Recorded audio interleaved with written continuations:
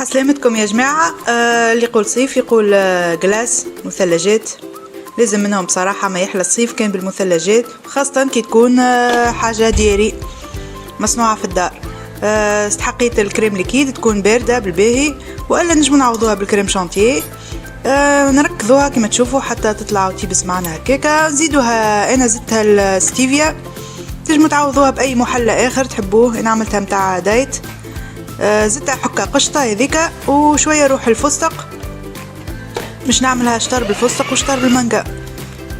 هذا بعد ما كملت خلطتها زدت عليها الفستق المرحي كما تشوفوا. تنجموا تعوضوه باللوز والا البفريوه والا اي فاكهه متوفره عندنا، ونخليوها في المول متاعنا ونخليوها ليله كامله في الكونجيلاتور.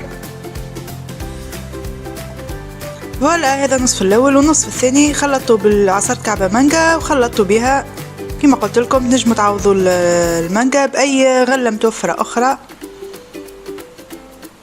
كيف على الكونجيلاتور ليله كامله. ومن الغدوه الصباح ظهر لنا صيفه جلاس ما نحكي لكمش بالبنه والمنظر كما تشوفوا. حصلوا وصفه لازم تجربوها وتقولوا لي رايكم فيها.